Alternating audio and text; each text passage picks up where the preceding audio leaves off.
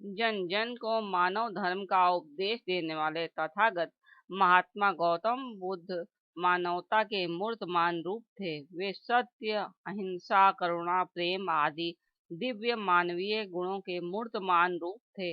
जो उपदेश वे दूसरों को देते थे, उसका पालन वे स्वयं अपने जीवन में भी करते थे। इसके लिए उनके शिष्य उनके आचरण से नित्य कुछ नई नई चीजें सीखते थे। उनका जीवन एक खुली किताब की तरह था, जिसे देखकर, जिसे पढ़कर शिष्यों को बहुत कुछ सीखने को मिलता था। उनके जीवन से जुड़े ऐसे अनेक प्रसंग और घटनाएं हैं, जिनसे उनके व्यक्तित्व में बैठी हुई गहरी मानवता के दर्शन होते हैं। उन्हीं में से कुछ रोचक एवं प्रेरक घटनाएं यहाँ प्रस्तुत हैं। तथागत भगवान बुद्ध का परिनिर्वाण होने वाला था। वे अपने नश्वर शरीर को छोड़कर इस संसार से विदा लेने वाले थे। रात्रि का अंतिम प्रहर था। अनेक भिक्षु भगवान की शैया को घेरे हुए बैठे थे। भिक्षु संघ को भगवान अंतिम उपदेश दे रहे थे। तथागत कह रहे थे, भिक्षुओं, बुद्ध धर्म और संघ के संबंध में यदि किसी भिक्षु को कुछ शंका हो तो पूछ लो। पीछे अफसोस मत करना कि तथागत हमारे सम्मुख थे, किंतु हम उनसे कुछ पूछ नहीं सके। पर कोई भी शिष्य कुछ बोल नहीं रहा था, सब मौन थे। 3 बार तथागत ने कहा, किंतु फिर भी कोई भिक्षु पूछने को नहीं उठा। इस पर तथागत को शंका हो गई कि कहीं मेरे गौरव का विचार कर तो शिष्य पूछने में संकोच तो नहीं कर रहे। अतः करुणा की प्रतिमूर्ति तथागत कहने लगे, शायद भिक्षुओं तुम मेरे कारण नहीं पूछ रहे हो। सो भिक्षुओं, जैसे मित्र मित्र से पूछता है, वैसे तुम मुझे पूछो। ऐसा कहकर तथागत अपने आसन से उठकर शिष्यों के पास भूमि पर आए। तथागत को चिंता थी कि कहीं उनका विशाल लोकोत्तर व्यक्तित्व शिष्यों के कल्याण में बाधक ना बने। अतः वे उनके सखा बने। उनके पास आकर नीचे जमीन पर उनके साथ बैठे, ताकि शिष्य निसंकोच भाव से उनसे कुछ पूछें। बुद्ध पुरुषों की यह विनम्रता ही तो मानव धर्म की आधार भूमि है। तथागत का यह व्यवहार उनकी सहृदयता और विनम्रता का परिचायक था। तथागत शिष्यों से कहने लगे, आनंद, मुझ कल्याण मित्र को पाकर जन्म धर्मा प्राणी काल चक्र से विमुक्त हो जाते हैं। इसलिए जो भी पूछना चाहो पूछ लो। तथागत की ऐसी कल्याणकारी बातें सुनकर सभी की आंखें भर आई। फिर तथागत ने मित्रवत भाव से भिक्षुओं से बातें की। सबने अपने कल्याण मित्र से अपने मन की, अपने हृदय की बातें की। सबको समाधान भी मिला।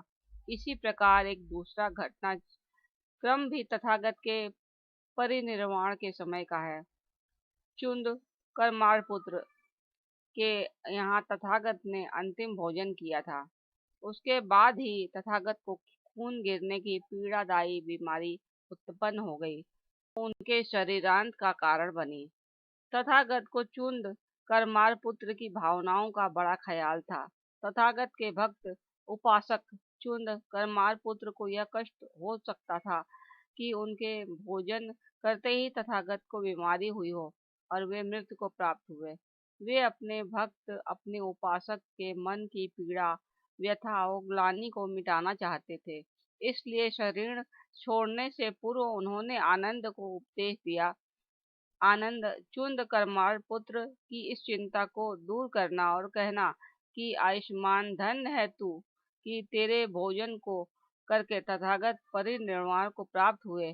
आनंद, चुंद करमार पुत्र की चिंता को तू दूर करना। भला किसके हृदय में अगाध करुणा का अधिवास था, वे ऐसा क्यों न कहते। करुणा का कैसा लहराता सागर था तथागत का हृदय। कितना करुणाशील और क्रियाशील था तथागत का जीवन। जिस रात को उनका परिनिर्वाण हुआ और जब वे रुग्ण अवस्था में शैया पर पड़े हुए थे, तब उन्होंने रात के पहले प्रहर में कुशीनारा के मल्लों को उपदेश दिया।